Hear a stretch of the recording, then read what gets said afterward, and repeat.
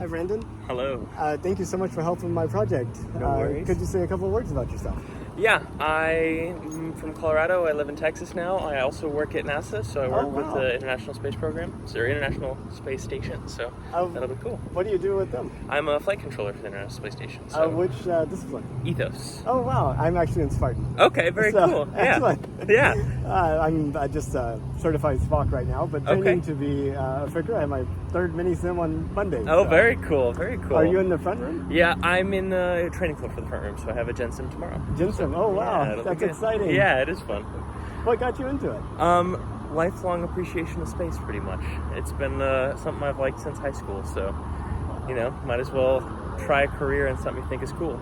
Absolutely. Yeah, I know I had the same sort of thing after being technology for 20, 25 years. Okay. I had a coworker die, and that triggered some things for me. It's if you're not doing it now, you'll probably never be doing it. Yeah. So a couple of years I applied, and boom, here I am. Yeah, amazing. Well, glad to have you on board, right? Yeah, That's glad exciting. to be here. Yeah. So you know that NASA's going back to the moon. Yes, I do. I do. So I normally ask people what they think about it, but what reasons for going back do you think resonate the best with the people you talk to?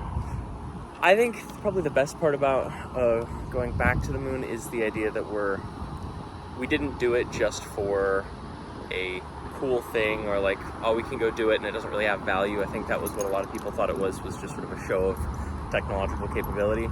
But it's the idea that there's more to it. There's still more steps to be had, and the moon is still a very smart, logical next step towards, expanding humanity's presence in the solar system. And there's obviously a lot of research that can be done in the moon and theoretically, hopefully, on Mars as well. So hopefully just using the moon is a really good stepping stone to learn more about the universe we live in. So yeah, you get practice being out there. Yeah, exactly. When you think about where it might lead to, if you were to think out not 100 years, but 200 years in the future, do you see humans living on the moon and Mars, having their lives, having babies, taking their dog for walks in big moon? I think it's a hard thing to say on a time scale. I think there's some really big questions that we have to answer, not only from a technological standpoint, but there's the whole political and legal standpoint that I don't think we've thought all the way through.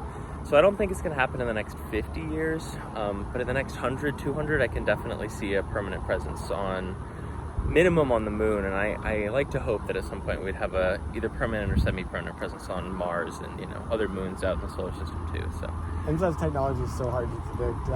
Exactly. You have thousands of years where everything was done by hand. Yeah, exactly. And then suddenly you have Abacus and adding machines, and then now computers, and it's whoa. Exactly. Well, that's one of the coolest things about the moon mission in the first place is it didn't take very long between the first flight to the first man on the moon, right? That's a pretty nuts level of technological advancement. So exactly. Hopefully it's only onwards and upwards from there, right? Then it kind of stalled out after that and declined. Yeah, it's just right. Oh.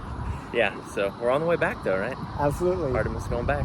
Talking about going back, if you could, would you take a trip to space? Oh yeah, it's really? definitely on my list of bucket list items. I would still love to be an astronaut, or maybe just maybe we get to the point where you could take a private, trip to space for fun for a couple hours, but I think it'd be really cool to be an astronaut.